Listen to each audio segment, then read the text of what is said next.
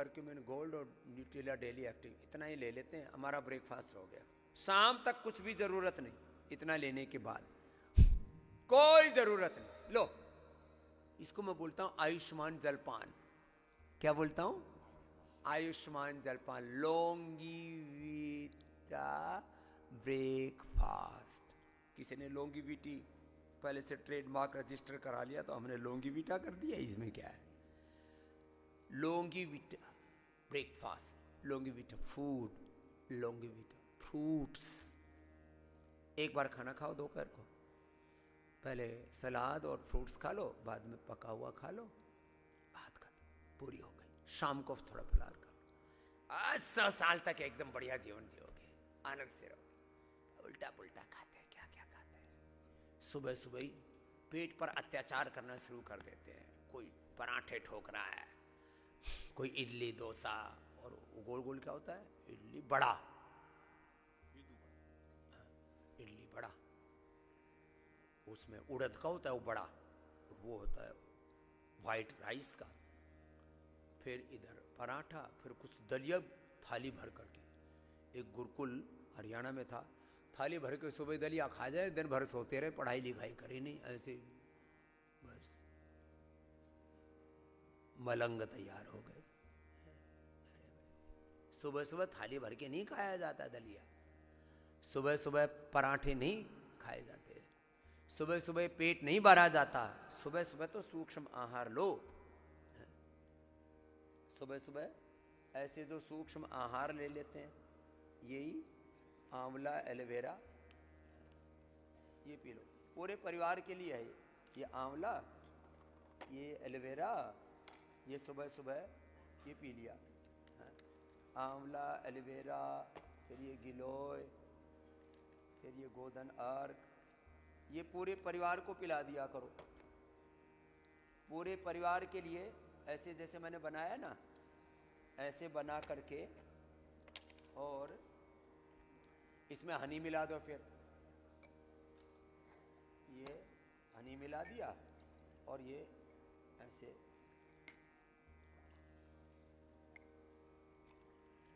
जो कहे ना कि अजी इसमें तो गाय के मूत्र की गंध आ रही है, अरे तेरी दुर्गंध सारी इसी से ठीक होगी। ऐसे सुबह सुबह ये पी लिया करो।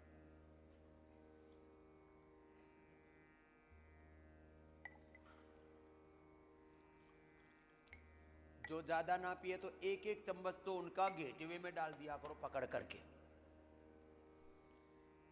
सारे परिवार में एक नियम बना लो, सुबह उठ करके आंवला एलोवेरा गिलोय गोधन अर्क और हनी, ये मिलाने से ना बहुत बढ़िया बन जाता है। पियो बेटियों सब, थोड़ा थोड़ा मिला लो अच्छे से, थोड़ा सा इसमें जमा हुआ भी हनी, हाँ हो गया ठीक, पियो थोड़ा थोड़ा पियो, सबको पीना चाहिए। मैंने ये सब नियम लागू कर रखे हैं अपने यहाँ सबको। जो बच्चे थोड़ी इम्यूनिटी कमजोर होती है ना, आते ही पतंजलि गुरुकुलम में, आचार्य कुलम में सबको इम्यूनोग्रिड दे देते हैं। बच्चों को सर्दी जुकाम बुखार होना सब बंद हो गया, नहीं तो कभी कोई बीमार पड़ा, कभी कोई बीमार पड़ा, यही सब चलता रहता है। घरों में भी यही चलता रहता है, बेटा बीमार है, बेटी बीमार है, माता पिता बीमार है, बाबूजी बीमार है, दादा दादी बीमार है, क्या है सब लगा रखा है तुमने ये। तो सुबह सुबह सब ये पिया करो, ये पंचामृत पिया करो, फिर सुबह सुबह गोघृत पान किया करो, और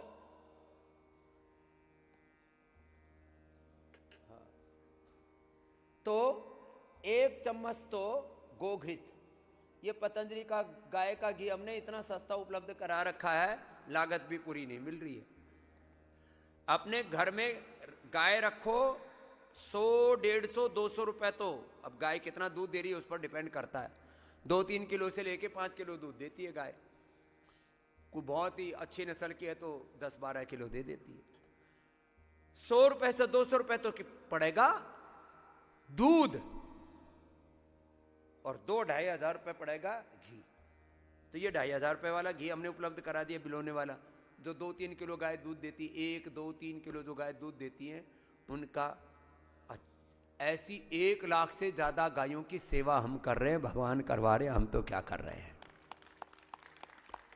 तो भाई देखो, ये तो हमने फैक्ट्री में बनाया, और ये भी 1,000 रुपये हमें देना चाहिए, लेकिन 1,000 रुपये जब यदि देने लगेंगे तो लोग कहेंगे बाबा जी इतना महंगा कैसे कर दिया।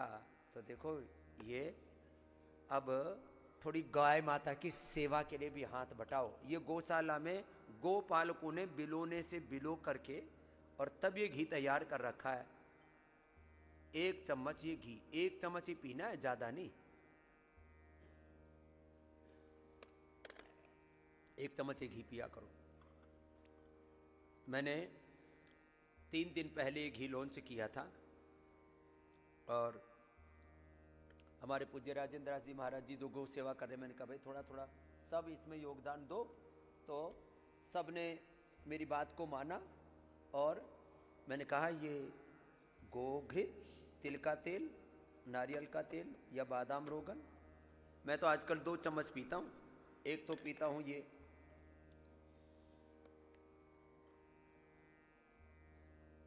Organic extra virgin coconut oil, चम्मच देना इधर से, 1 चम्मच।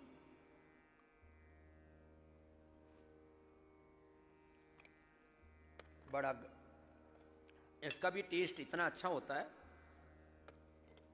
और टेस्ट की तो वैसे तो जो भी हम खाते हैं सभी तो अच्छी चीजें। और फिर मैंने कहा curcumin gold, Immunogrit gold, Nutrela daily active और स्वर्ण शिला जीती, एक ये खा लो, शाम तक नहीं सीता। अभी हम दिन भर, हमको आज करीब 2-2.5 हज़ार किलोमीटर की यात्रा करनी है, 4-5 सभाएं करनी है और अब ये खा लिया, अब शाम तक कुछ जरूरत नहीं। हाँ ऐसे ही।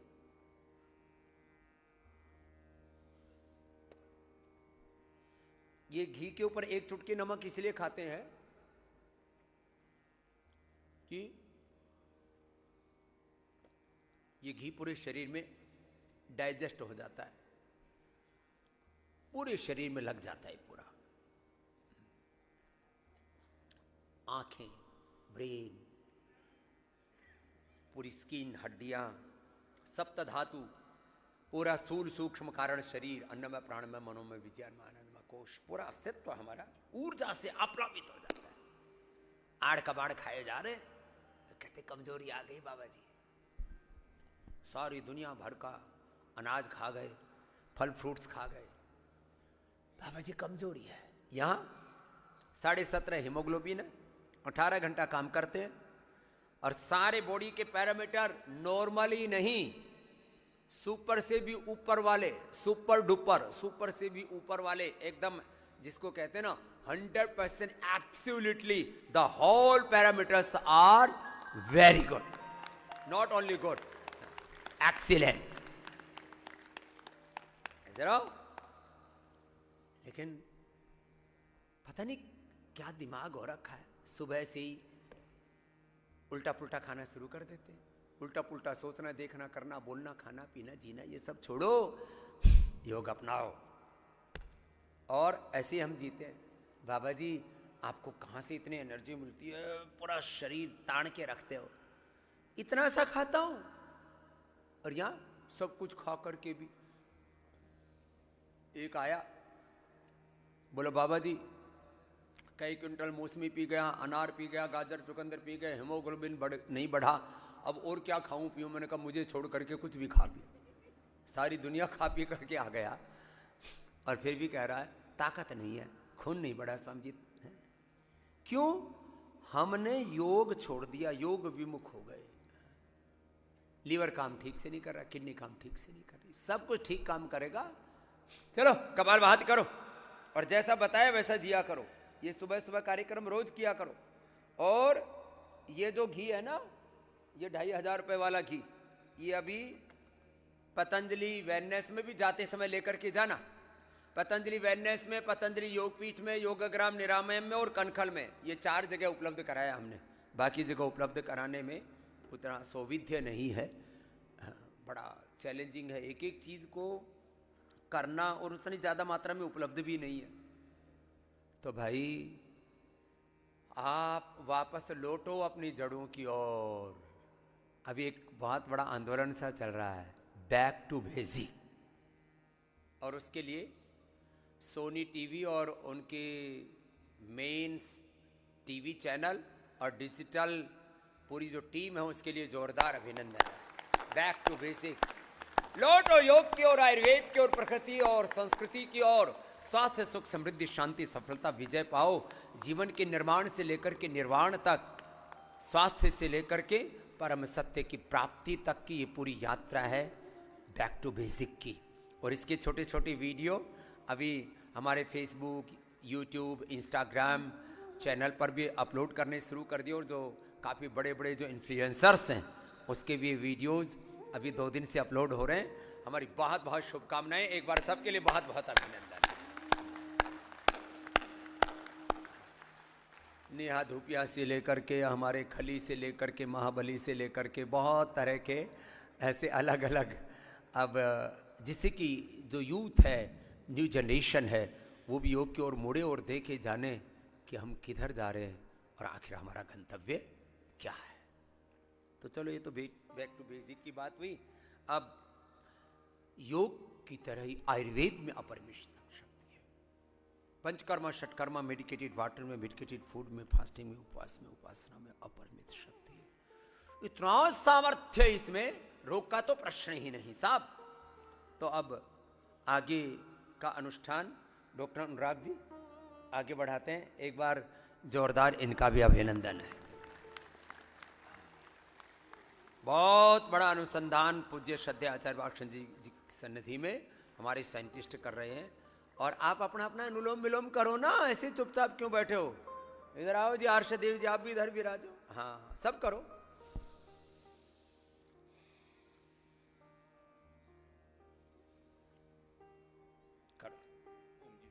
अरे माइक तो चालू करो बच्चे।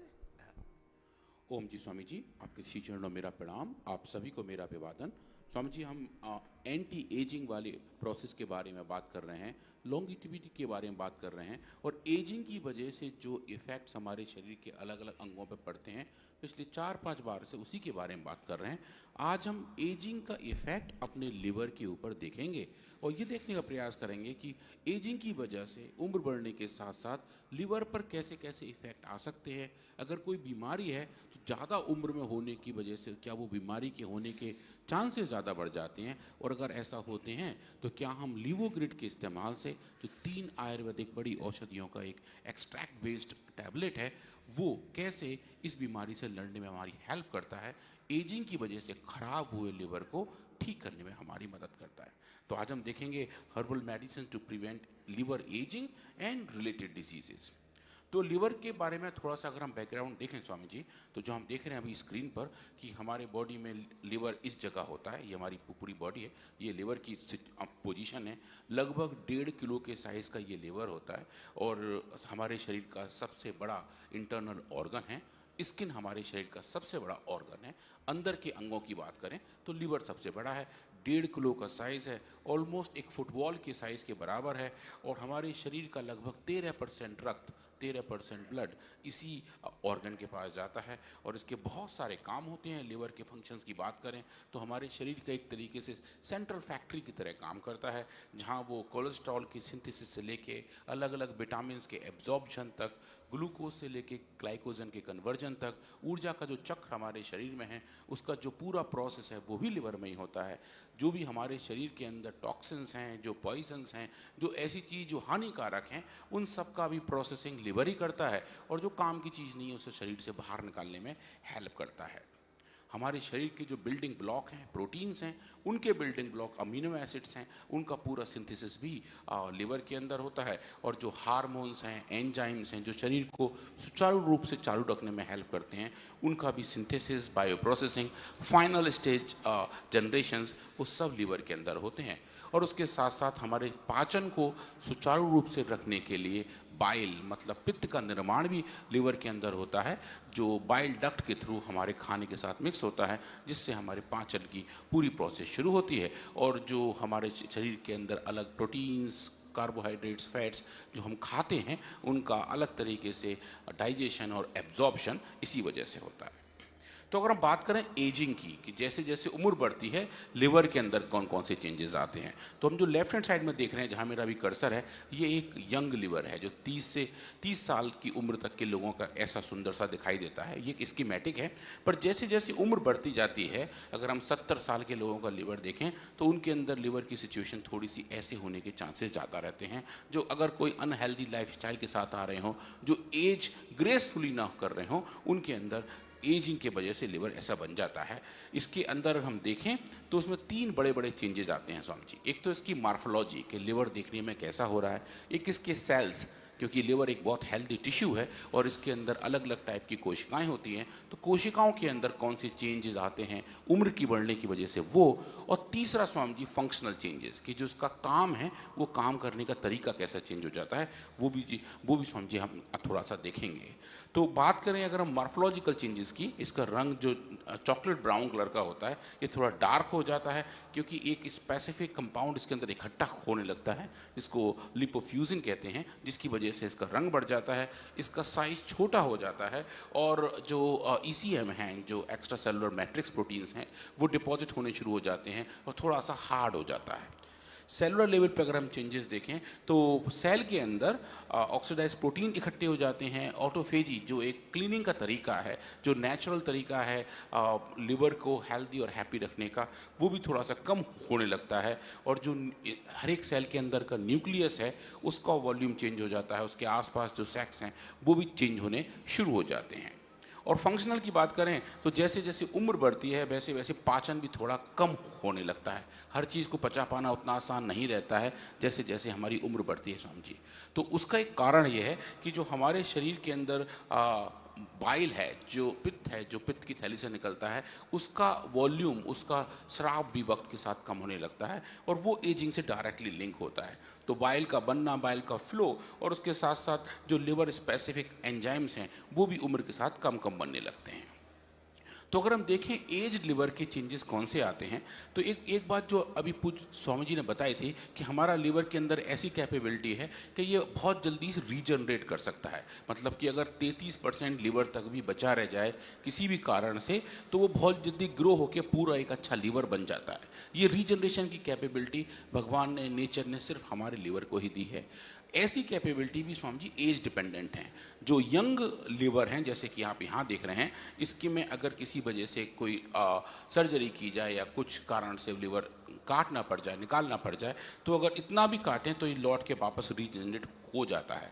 पर ये कैपेबिलिटी एज्ड लिवर के अंदर स्वामी जी कम होती है। अगर ज़्यादा उम्र वाले लोगों के साथ कुछ ऐसा हो तो फिर उनका लिवर वापस रीग्रो हो उसके लिए थोड़ा सा चांसेस कम होते हैं और वो इनकम्प्लीट रीजनरेशन होता है या फिर डिलेड रीजनरेशन होता है कि रीजनरेशन स्लो हो जाते हैं। ये लार्जली एजिंग की वजह से होता है। और ये जो एजिंग है इसके कौन कौन से कारण हैं, एजिंग की वजह से लिवर को कैसे पता लगता है कि उम्र बढ़ गई है और वो किस तरीके से चेंजेस के अंदर आने शुरू होते हैं। तो ये जो स्कीमेटिक आप देख रहे हैं अभी स्क्रीन पर, ये जो लिवर की 4 बड़ी बीमारियां हैं उनके बारे में है और आज हम इनमें से 1 या 2 बड़ी बीमारी के बारे में बात करेंगे। कल परसों तरसों थोड़ा और इनको एक एक करके समझेंगे। तो एक जो बड़ी बीमारी है लिवर की जिसको हम non alcoholic fatty liver disease कहते हैं, मतलब ऐसे लोग जो मद्यपान नहीं करते हैं, शराब का सेवन नहीं करते हैं, उसके बावजूद उनका लिवर ख़राब हो जाता है, लिवर के अंदर दिक्कत आ जाती हैं, फैटी लिवर डिजीज़ आगे बढ़ के non alcoholic fatty liver disease बन जाती है जिसे नैश भी कहते हैं। नैश का नया नाम मैश भी हो गया है। तो ये सब टेक्निकल टर्म्स हैं पर बेसिकली ये जो प्रोसेस है जहाँ मेरा भी कर्सर है, ये एक बड़ी समस्या है। भारतवर्ष में बहुत सारे लोगों को non alcoholic fatty liver disease है और उसके साथ जो दूसरी डिजीज़ है जो एल्कोहलिक लिवर डिजीज़ है। ऐसे लोग जो मद्यपान ज़्यादा करते हैं, जिन्हें इसके बिना कुछ भी शायद करने में दिक्कत आती है, ऐसे लोग जो बहुत ज़्यादा लती हैं, जो बहुत ज़्यादा सेवन में रहते हैं, उनके लिवर ख़राब होने लगते हैं अल्कोहल के ज़्यादा कंजम्पशन से। उसको हम एल्कोहलिक लिवर डिजीज़ कहते हैं। तीसरी बीमारी है हेपेटिक सिरोसिस। सिरोसिस बेसिकली एक तरीके से लिवर की सेल्स का मरना होता है जो एल्कोहलिक लिवर डिजीज आगे ज़्यादा बढ़ के लिवर फाइब्रोसिस या लिवर सिरोसिस में कन्वर्ट हो जाती है। इसके बारे में हम थोड़ा समझेंगे। और जो बहुत बड़ी बीमारी है जहाँ से लगभग वापस आना बहुत मुश्किल होता है, बहुत लोग प्रयास करते हैं, वो है हिपैटिक कार्सिनोमा, मतलब कि लिवर का कैंसर। तो ये सिचुएशंस, इन सब के होने के चांसेस, इन चारों बीमारियों के होने के चांसेस अलग अलग एज पर अलग अलग तरीके से होते हैं। यंग लोगों को अगर ये बीमारियां होती हैं तो उससे बाहर आना थोड़ा ज़्यादा आसान हो जाता है। एज लोगों को ये बीमारियां होती हैं, उनसे बाहर आने में हमें बहुत मेहनत करनी पड़ती है, बहुत ज़्यादा अलग तरीके के ट्रीटमेंट लेने पड़ते हैं। तो आज हम यही समझेंगे कि ये बीमारियां अलग एज पर कैसे हो रही हैं और कैसे लिवोग्रिट इन बीमारियों के रूट कॉज को, उसके होने के कारक को, उसको अच्छे तरीके से रेगुलेट और कंट्रोल करता है और ऐसी बीमारियों को होने से बचाता है। और अगर हो गई हैं तो उनसे लड़ने में, उनसे जूझने में हमारी मदद करता है। तो समझिए उसका जो नाम है लिवोग्रिट, ग्रिट का मतलब ही जूझना होता है, जूझना, जुझारूपन के साथ आना। तो लिवर को जूझने की क्षमता ज़्यादा देने वाली दवाई, उसका नाम है लिवोग्रिट। तो आज हम उस जूझने वाली कैपेबिलिटी को देखेंगे और देखेंगे कि जो प्रोग्रेशन ऑफ लिवर डिजीज़ हैं वो कैसे, किस एज पर हो रही हैं और कौन कौन से मार्कर्स की वजह से बीमारियां हो रही हैं, और उन मार्कर्स को, उन सेलुलर इवेंट्स को कैसे हम अच्छे तरीके से कंट्रोल और रेगुलेट कर सकते हैं। तो ये जो स्लाइड्स है थोड़ी सी कॉम्प्लेक्स स्लाइड है, पर ये बता रही है स्वामी जी कि जैसे जैसे उम्र बढ़ती है वैसे वैसे कौन कौन सी लीवर की बीमारियां बढ़ सकती हैं। तो अगर हम देखें 25 से लेके 49 साल तक के जो लोग हैं उनमें सिरोसिस होने के चांसेस जितने हैं वो चांसेस बढ़ जाते हैं अगर 50 से 74 साल के लोग के बीच में देखें। और ऐसे लोग जो 75 साल से ज़्यादा उम्र के हैं उनमें सिरोसिस होने के, लिवर सिरोसिस होने की प्रोबेबिलिटी, उनके होने के चांसेस ज़्यादा हो जाते हैं स्वामी जी। और वो ग्लोबल डेथ का कारण भी बनते हैं, चाहे वो सिरोसिस की बात हो, चाहे वो हिपैटिक कार्सिनोमा की बात हो। तो ये जो एज डिपेंडेंट चेंजेस हैं ये स्वामी जी थोड़े से क्रिटिकल हैं। तो आज हम बात करने वाले हैं non alcoholic fatty liver disease की। एज्ड पीपल में non alcoholic fatty liver disease की प्रीवलेंस, मतलब होने के चांसेस ज़्यादा क्यों हैं और उसके कारक क्या है। तो समझिए अगर हम देखें एज्ड लोगों में, जो बुजुर्ग लोग हैं उनके अंदर NFLD होने के चांसेस 32% से लेकर 50% तक जाते हैं। मतलब कि हर तीसरा या हर दूसरा इंसान जिसकी उम्र लगभग 65 साल से ज़्यादा है उनमें non alcoholic fatty liver disease होने के चांसेस रहते हैं, जो एज के साथ साथ बढ़ते जाते हैं, उम्र के साथ साथ बढ़ते जाते हैं। और इसका जो एक कारण है वो ये है कि हमारा खान पान तो है ही है, उसके साथ साथ जो उम्र की वजह से लिवर के सेल्स के अंदर के चेंजेस हैं वो इस पूरी बीमारी को आगे बढ़ने में रेगुलेट और कंट्रोल करते हैं। तो अगर आप देखें स्वामी जी, ये एक पूरी जर्नी है। ये हमारा हेल्दी लिवर है, ये हमारा वो वाला लिवर है जिसमें non alcoholic fatty liver disease है। इसका रंग भी बदल जाता है, साइज़ भी चेंज हो जाता है, और जो टर्मिनल स्टेज है ऑलमोस्ट, जो सिरोसिस या हिपैटिक कार्सिनोमा है स्वामी जी, वो ये दिख रहा है। तो यहाँ से लेके यहाँ तक की यात्रा तो आसान है, इससे वापस जाया जा सकता है सही औषधियों का इस्तेमाल करके, सही योग करके, सही खान पान का इस्तेमाल करके हम इनको कंट्रोल और रेगुलेट कर सकते हैं। पर ये जो है सिचुएशन स्वामी जी, जहाँ मेरा भी कर्सर है, ये बहुत डिफ़िकल्ट होता है, इससे वापस आना बहुत मुश्किल माना जाता है और इसके लिए बहुत ज़्यादा चेंजेस, बहुत ज़्यादा मेहनत, बहुत ज़्यादा ट्राई करने पड़ते हैं। तो कोशिश यही रहती है कि हम अपने लिवर को इस लेवल तक मेंटेन करके रखें जहाँ हमारा लिवर हेल्दी है, हैप्पी है, फिट है और हमारे शरीर के सब कार्यकलाप करने में हमारी वैसी मदद करता है जिस लिवर के साथ हम लोग पैदा हुए थे। हमारा लिवर सबसे ज़्यादा हेल्दी, हैप्पी ऑर्गन रहता है और हम उसको और अच्छे से मेंटेन करके रखते हैं तो हमारी लाइफस्टाइल भी ठीक रहती है और हम एक लंबे जीवन को प्राप्त करते हैं, दीर्घायु होते हैं। तो लिवोग्रिट ये जो मेडिसिन है ये इस लिवर को हेल्दी रखने में, मेंटेन करने में क्या काम करती है और किस तरीके से काम करती है स्वामी जी, वो हम क्विकली आज देखेंगे। आज हम non alcoholic fatty liver disease की बात करेंगे, कल परसों एल्कोहलिक फैटी लिवर डिजीज़ की बात करेंगे और बाद में देखेंगे कि अगर कुछ स्पेसिफिक और डिजीज़ हों जो लिवर में होती हैं, चाहे वो सिंथेटिक वर्ड की दवाइयों के एडवर्स इफेक्ट से, साइड इफ़ेक्ट से लिवर जो ख़राब होते हैं उनको भी ठीक करने की बात करें तो वो भी स्वामी जी आज कल परसों में हम देखेंगे। तो लिवोग्रिड के अंदर 3 बड़ी हर्ब्स हैं, 3 बड़े पौधे हैं, बुराविया डिफ्यूजा, फाइलेंथस न्यूरी एंड सोलनम नाइग्रम। ये इनको एक अच्छे अनुपात में मिलाया गया है और इन पौधों का नाम हिंदी में देखें तो पुनर्नवा, भूमि आंवला और मकोय। ये जो तीनों पौधे हैं ये आयुर्वेद में लिवर फंक्शन के लिए बिल्कुल अमृत माने गए हैं। और पूज्य आचार्य और श्रद्धेय स्वामी जी ने लगभग 35 साल पहले इस फॉर्मुलेशन को किया था। सर्वकल्प क्वाथ के तौर पर ये फॉर्मुलेशंस एक काढ़े के तौर पे आते थे, पर पेशेंट्स कंप्लायंस के लिए थोड़ा आसान हो जाता है कि काढ़े को उबालें, रोज बनाएं, पर इसको अगर हम एक एनरिच एक्सट्रैक्ट के तौर पे लें और एक गोली बनाएं जो कि लिवोग्रिड है, वो एक अच्छे से खाई जा सकती है और हर जगह सहज उपलब्ध हो जाती है। तो समझिए इसी औषधि ने लिवर फंक्शन के बहुत अच्छे पैरामीटर्स को रेगुलेट और कंट्रोल किया था। अब हम चूंकि बात करते हैं हर एक कंपाउंड की, हर एक औषधि की, जैसे अभी पूज्य स्वामी जी ने कहा कि नेचर सबसे अच्छे केमिस्ट हैं। इतनी अच्छी केमिस्ट्री शायद सिंथेटिक वर्ड के अभी हमारे कोई साइंटिस्ट भी नहीं कर पाएंगे।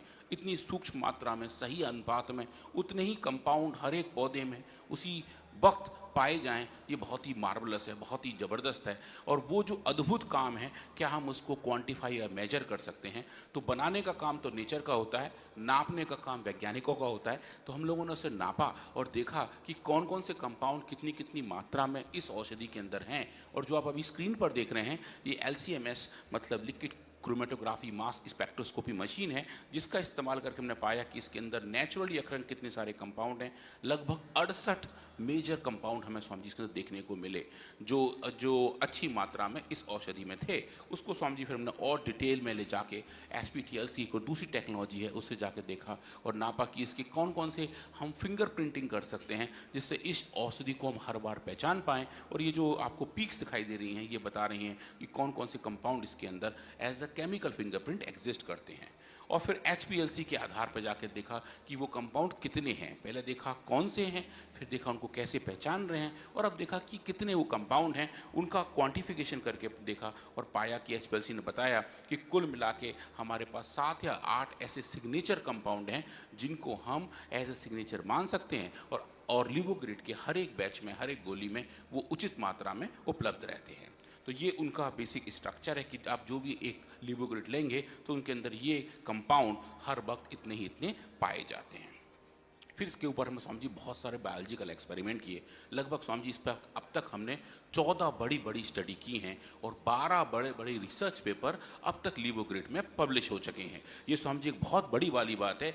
आयुर्वेद के क्षेत्र में जितनी भी और लिवर की औषधियाँ हैं, चाहे वो कहीं कितनी भी पुरानी या कितनी भी नई हो, कितनी भी ज़्यादा यूज़ हो रही हो, उन सब में ज़्यादा सबसे एडवांस रिसर्च लिवोग्रिड के ऊपर ही की गई है। और पतंजलि के सब वैज्ञानिकों की टीम का इसके लिए स्वामी जी बहुत ज़ोर से ताली बजा के हम आभार प्रकट करते हैं कि उन्होंने इतने मेहनत से, इतने दिनों के रिसर्च के बाद हम यहाँ तक पहुँच पाए हैं कि लिवोग्रिड के अंदर इतनी अच्छी कैपेबिलिटीज़ हैं जो साइंटिफिक वर्ल्ड में, साइंटिफिक वेटरनिटी में बहुत अच्छे से एक्सेप्ट होती हैं। और आज हम उनके बारे में एक एक करके बात करनी शुरू करेंगे। अभी जो स्क्रीन पर आप देख रहे हैं ये 8 वो बड़ी स्टडी है जहाँ हमने इन पर काम किया हुआ। एक एक स्टडी स्वामी जी 6-6, 7-7 महीने की स्टडी है जो एग्जीक्यूशन से लेके डेटा एनालिसिस निकल के आती है। तो आप जो सिंगल स्लाइड पर देख रहे हैं ये लगभग 4 या 5 साल का काम है और लगभग 40 या 45 लोगों की ऊर्जा जो लगातार इतने दिन तक लगती रहे, वो इन ये सामने 8 लाइनों में हमें दिखाई दे रही है।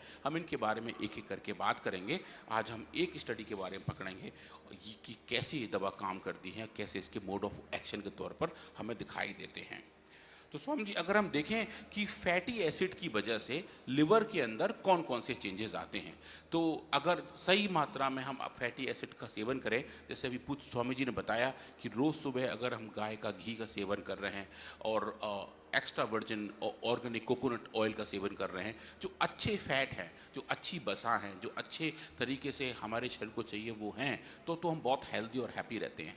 पर अगर हम कुछ ख़राब फैटी एसिड का इस्तेमाल करें, जैसे कि समोसे वाला तेल, एक ही तेल जो बार बार गर्म हो रहा है, तल रहा है, कढ़ाइयों में तेल सालों साल नहीं बदल रहे हैं, हलवाइयों की कढ़ाइयाँ काली हो रही हैं, वो सब तेल अगर हम उनका सेवन करते जा रहे हैं उन फ्राइड कंपोनेंट के साथ, तो हमारे शरीर के अंदर कुछ ऐसे फैटी एसिड इकट्ठे होने लगते हैं जो लिवर के लिए अच्छे नहीं होते। तो उनका अगर हम देखें उनकी वजह से लिवर के अंदर एक बीमारी हो जाती है, इसको हम स्टीयोटोसिस कहते हैं, मतलब फैट का जमावाड़ा लिवर सेल्स के अंदर।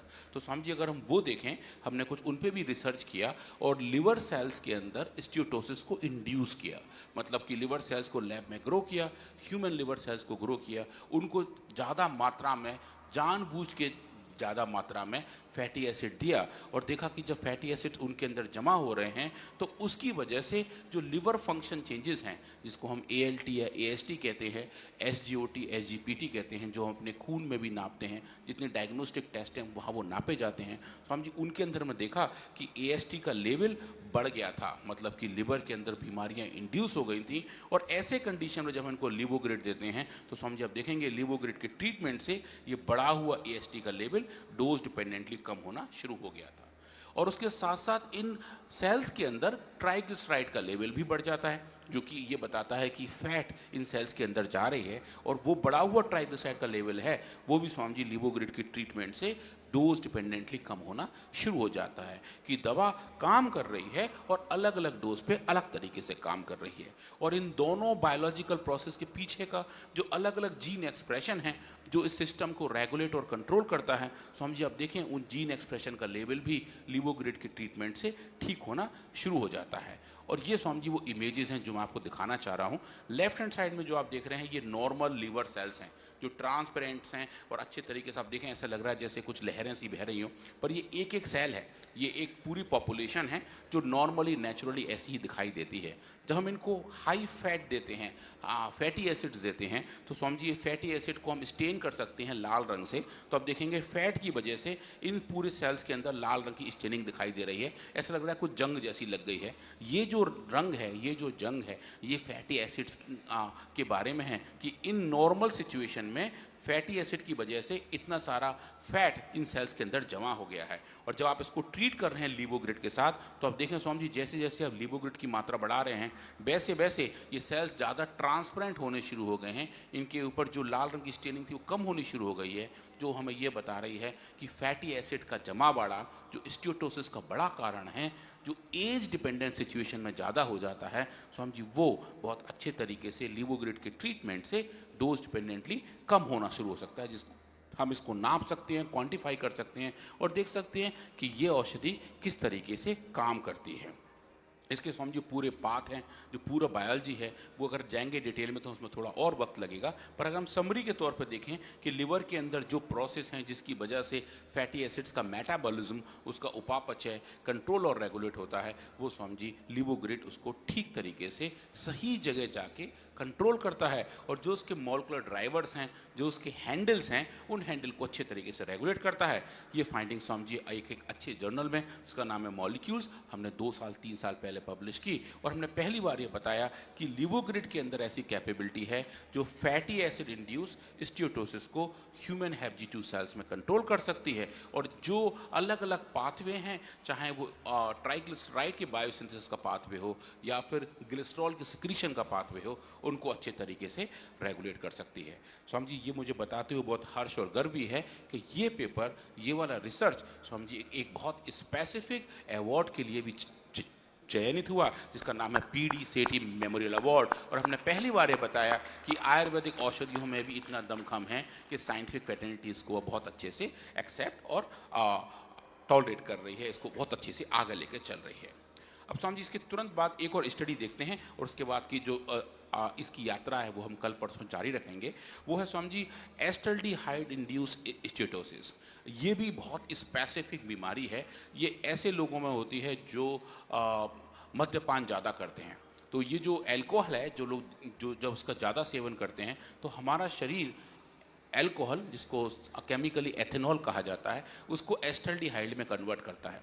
और वो जो एस्टल्डिहाइड है, वो जो कंपाउंड है, वो शरीर के अंदर फैट का लेवल बढ़ा देता है। तो समझिए हमने बेसिक एक्सपेरिमेंट यही किए। जो पहला वाला आपने देखा था रिसर्च, उसका एक अगला एक्सटेंशन था कि फैटी एसिड की जगह हमने इन सेल्स को एस्टल्डिहाइड दिया डायरेक्टली, और देखा एस्टल्डिहाइड की वजह से भी इन सेल्स के अंदर फैट का जमावाड़ा बढ़ना शुरू हो जाता है।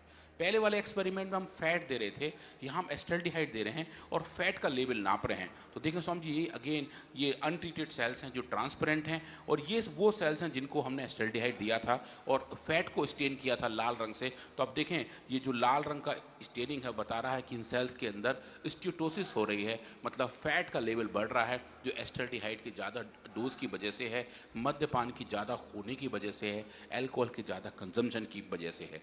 सो हम जी ऐसे सिचुएशन में आप जब इनको ट्रीट करना शुरू करते हैं लीवोग्रिड के साथ, तो अब देखें स्वामी जी जैसे जैसे लीवोग्रिड की मात्रा बढ़ा रहे हैं वैसे वैसे जो लाल रंग की स्टेनिंग है वो डोज डिपेंडेंटली कम हो रही है, और बता रही है जो लिपिड का एक्यूमुलेशन है, जो फैट का जमावाड़ा है जिसकी वजह से स्टीटोसिस होता है, स्वामी जी वो लीवोग्रिड की ट्रीटमेंट से बिल्कुल नॉर्मलाइज हो जाता है। और चाहे वो हाई अमाउंट ऑफ एस्टल्डिहाइड हो उसके बावजूद भी लीवोग्रिड इस पूरे सिचुएशन को अच्छे से कंट्रोल और रेगुलेट करता है। इसको समझिए माइक्रोस्कोपी से भी देख सकते हैं, डिटेल फ्लोरेसेंस मेजरमेंट्स कर सकते हैं। ये जो नीले रंग का आप स्टेनिंग देख रहे हैं ये एक सेल के अंदर एक एक न्यूक्लियस जो उसका केंद्रक है उसको स्टेन करता है, और उसके अंदर जो स्पेसिफिक मार्कर है जो लाइपोजेनेसिस के लिए बहुत क्रिटिकल है, जिसकी वजह से फैट का लेवल बढ़ता है, नई फैट्स का लेवल बढ़ता है, वो समझिए प्लिन 2 करके एक प्रोटीन है। उस प्रोटीन को हमने एक ग्रीन फ्लोरेसेंस मार्कर से टैग किया, उस एंटीबॉडी को यूज़ किया, तो वो देखें जी वो यहाँ पर है। जब आप इसको मर्ज कर देते हैं तो आपको ऐसा दिखाई देता है, जहाँ कुछ ग्रीन कलर की स्टेनिंग भी है और ब्लू कलर की स्टेनिंग तो न्यूक्लियस को बताती हैं। तो अगर ग्रीन लेवल बढ़ा हुआ है तो वो ये बताता है, हरे रंग का ज़्यादा बढ़ा हुआ लेवल ये बताता है कि इन सेल्स के अंदर फैट का बनाने का प्रोसेस तेज चल रहा है, मतलब ये ज़्यादा फैट को इकट्ठा कर रहे हैं। और अगर वो लेवल कम हो रहा है तो मतलब कि वो रेगुलाइज होना शुरू हो गया। तो ये नॉर्मल सेल्स हैं जहाँ पर हमने कोई ट्रीटमेंट या इंडक्शन नहीं दिया है। ये वो वाले सेल्स हैं जिनको हमने एस्टल्डिहाइड दिया है जो अल्कोहल का एक बाई प्रोडक्ट है। आप देखेंगे इसके अंदर ग्रीन कलर का लेवल बढ़ गया है, और ये वो वाले सेल्स हैं जिनको हमने एस्टल्डिहाइड के साथ साथ लीवोग्रिड भी दिया है। तो आप देखेंगे जो बढ़ा हुआ लेवल है वो लीवोग्रिड की ट्रीटमेंट से कम हो गया है और लगभग वहाँ पहुँच गया है जहाँ नॉर्मली नेचुरली अनट्रीटेड अनइंड्यूस सेल्स के अंदर था, जो हमें ये बताता है कि स्टीटोसिस का जो पाथ है जिसका पूरा जो एक कंट्रोल ड्राइवर प्लिन 2 नाम का प्रोटीन है उसका एक्सप्रेशन, उसका लेवल अच्छे तरीके से लीवोग्रिड द्वारा रेगुलेट होता है। जो दूसरी फाइंडिंग है स्वामी जी वो है ऑटोफेजी की। ऑटोफेजी मतलब एक ऐसा प्रोसेस है जो हमारे शरीर के अंदर एक तरीके से सफाई का काम करता है। जो चीज़ हमारे शरीर को नहीं चाहिए हमारा शरीर इसको रिसाइकिल करना शुरू कर देता है। तो स्वामी जी इस पूरे प्रोसेस का अगर रेगुलेशन ठीक से हो तो वो भी एक अच्छा हेल्दी मार्कर है, पर लेकिन अगर वो ठीक ना हो तो वो भी एक बीमारी का कारण बनता है। तो स्वामी जी एक बहुत ही बैलेंसिंग एक्ट है कि दोनों तरीके से इसको मेंटेन करना जरूरी है। तो आप देखेंगे स्वामी जी जब हम एस्टल्डिहाइड देते हैं, अल्कोहल का जो बाई प्रोडक्ट है वो देते हैं, तो उसकी वजह से इस ऑटोफेजी का प्रोसेस भी डिसरेगुलेट हो जाता है, वो ठीक तरीके से नहीं हो रहा होता है। उसका जो मार्कर है LC3 उसको आप यहाँ हरे रंग से देख सकते हैं। जब आप ब्लू कलर से इसको मर्ज करते हैं तो समझिए आपको यहाँ कुछ हरी हरी सेल्स दिखाई दे रही हैं। ये वो सेल्स हैं जिनको हमने एस्टल्डिहाइड से इंड्यूस किया हुआ है। इसके ऊपर अनट्रीटेड सेल्स हैं जिनके अंदर कुछ भी इंडक्शन नहीं है, पर स्वामी जी जब देखेंगे एस्टल्डिहाइड की वजह से हरी स्टेनिंग बढ़ रही है जो ये बता रही है कि बीमारी इन सेल्स के अंदर इंड्यूस हो चुकी है। और जब आप इनको ट्रीट कर रहे हो लीवोग्रिड से तो आपको बहुत अच्छा रिवर्सल दिखाई दे रहा है और नेचुरल तरीके से नेचुरलाइजेशन भी होता हुआ दिखाई दे रहा है कि जो चेंजेस एस्टल्डिहाइड की वजह से आ रहे थे वो लीवोग्रिड के ट्रीटमेंट से वापस लौट के वहाँ पहुँच रहे हैं जहाँ नेचुरली इस पूरे प्रोसेस को होना चाहिए। इसके पीछे के जो और साइंस हैं हमने वो भी देखे, चाहे वो अलग अलग जीन एक्सप्रेशन हो, चाहे वो इन सेल्स के अंदर ALT और AST का लेवल हो, चाहे वो ट्राइग्लिसराइड्स हो, ग्लिस्ट्रॉल का लेवल हो, या फिर इन्फ्लेमेशन का भी लेवल हो। स्वामी जी जैसे पूज्य महाराज जी हमें हर बार बताते हैं कि हमारी सब औषधियाँ बहुत स्ट्रॉन्ग एंटी इन्फ्लेमेटरी दवाइयाँ हैं, मतलब सूजन को कम करने में बिल्कुल रामबाण की तरह काम करती हैं। और इन्फ्लेमेशन हर एक बीमारी का एक रूट कॉज होता है। तो स्वामी जी हमने एल्कोहलिक लिवर डिजीज़ के अंदर भी ये देखने का प्रयास किया कि इन्फ्लेमेशन का लेवल भी बढ़ जाता है, और जो इन्फ्लेमेशन के कारक हैं स्वामी जी हमने उनका लेवल भी नापा, और TNF अल्फा जो एक बड़ा कारक है, हमने पाया स्वामी जी उसका लेवल बढ़ जाता है और ये बढ़ा हुआ लेवल लीवोग्रिड के ट्रीटमेंट से डोज डिपेंडेंटली कम हो जाता है, जो हमें ये बताता है कि इन्फ्लेमेशन को भी ठीक कर रहे हैं और जो भी कारक और भी हैं, चाहे वो ALT AST का बढ़ा हुआ लेवल हो, ट्राइग्लिसराइड का बढ़ा हुआ लेवल हो, ग्लिसरॉल का घटा हुआ लेवल हो, वो सब लीवोग्रिड के ट्रीटमेंट से स्वामी जी नॉर्मलाइज हो जाते हैं और एस्टल्डिहाइड इंड्यूस स्टियोटिस को इसको स्वामी जी हम अच्छे तरीके से कंट्रोल कर सकते हैं। और इसके पीछे के जो जीन एक्सप्रेशन है, हर एक बायोलॉजिकल इवेंट के पीछे के जो अलग अलग जीन एक्सप्रेशन हैं, लाइपोजेनेसिस के 3 बड़े जीन एक्सप्रेशन, इन्फ्लेमेशन के 2 बड़े जीन एक्सप्रेशन, ऑटोफेजी का 1 और बीटा ऑक्सीडेशन के 3, इन सबको स्वामी जी हमने अलग अलग नापा। और आप जो हीट मैप यहाँ पर देख रहे हैं, ये बता रहा है कि डिजीज इंडक्शन के दौरान कौन से एक्सप्रेशन चेंज हुए थे और लीवोग्रिड ट्रीटमेंट से कैसे वो नॉर्मलाइज हो गए थे। वो स्वामी जी एक तरीके से पूरी बायोलॉजी हमें समग्रता के तौर पर इस स्लाइड में दिखाई दे रही है कि लीवोग्रिड एल्कोहलिक लिवर डिजीज को भी अच्छे तरीके से कंट्रोल और रेगुलेट कर सकता है। ये स्वामी जी उसकी एक समरी है और ये फाइंडिंग एक बड़े जर्नल जिसका नाम फाइटोमेडिसिन प्लस में ये पब्लिश हुए और हमने पहली बार बताया लीवोग्रिड के नाम के साथ कि लीवोग्रिड की औषधि के अंदर ऐसी कैपेबिलिटी है जो एस्टल्डिहाइड इंड्यूस स्टियोटिस को अच्छे तरीके से कंट्रोल कर सकती है और जो लाइपोजेनेसिस का पाथवे है उसको अच्छे तरीके से मॉड्यूलेट कर सकती है और जो नेचुरल अच्छी लिवर हेल्थ की बात है वो स्वामी जी हम इसमें देख पाते हैं। तो स्वामी जी आज हमने देखा कि जो एज डिपेंडेंट चेंजेस हैं, एजिंग की वजह से जो लिवर की दिक्कत हैं, वो कैसे हम लीवोग्रिड से रेगुलेट और कंट्रोल कर पा रहे हैं और जो नॉर्मल लाइफस्टाइल डिजीज़ प्रॉब्लम है जो लिवर के अंदर होती हैं उनको भी लीवोग्रिड कैसे रेगुलेट और कंट्रोल कर पाता है। तो स्वामी जी आज हमने ये देखा। कल परसों हम बात करेंगे non alcoholic fatty liver disease की, उसका एजिंग के साथ कैसे कोरिलेशन है और जो हमारे 2 बहुत बड़ी रिसर्च हैं जो बड़े साइंटिफिक जर्नल्स में पब्लिश हुए हैं, कल उनके बारे में भी थोड़ा डिस्कस करेंगे और ये समझने का प्रयास करेंगे कि कैसे हम अपने लिवर्स को हेल्दी और हैप्पी रख सकते हैं और एजिंग की वजह से जो चेंजेस हैं, जो उम्र बढ़ने के जो अपने दुष्प्रभाव हैं, उनको कैसे मिनिमाइज कर सकते हैं और अगर हो गए हैं तो उनको कैसे हम वापस रीजनरेट कर सकते हैं, रिकूप कर सकते हैं और लिवर को हैप्पी और हेल्दी रख सकते हैं। और स्वामी जी जैसे आपने लास्ट टाइम बताया था कि ताली बजाने से भी बहुत अच्छी खुशी आती है, तो स्वामी जी इस बार जोर से एक अच्छे से ताली बजा लेते हैं और खुद भी खुश होते हैं और लिवर को भी हेल्दी और हैप्पी रखते हैं। तो परम श्रद्धेय श्री गुरुदेव और परम श्रद्धेय आचार्य श्री जी के पावन नेतृत्व में पतंजलि रिसर्च फाउंडेशन का एक कार्य लगभग 2500 साइंटिस्ट और डॉक्टर्स की टीम को लीड कर रहे हैं हमारे आदरणीय डॉक्टर अनुराग जी। आइए जोरदार अभिनंदन आप सभी की ओर से, पूरे देशवासियों की ओर से। मानवता के लिए एक बहुत बड़ा कार्य, बहुत बड़ा अनुष्ठान पतंजलि योगपीठ के माध्यम से हो रहा है और scientific research based clinical control trial के साथ में जो एविडेंस बेस्ड मेडिसिन आपको दी जाती हैं, इसीलिए ही 100% लाभ हम सभी को होता है। तो आइए और अत्यंत श्रद्धा और कृतज्ञता के साथ में शांति पाठ कर शिविर को पूर्णता की ओर आगे बढ़ाते हैं।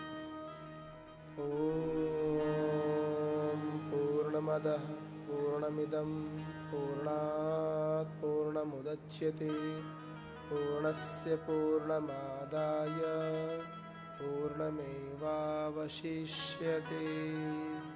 ओम शांति शांति शांति। ओम श्री परमात्मने नमः। ओम श्री गुरुभ्यो नमः।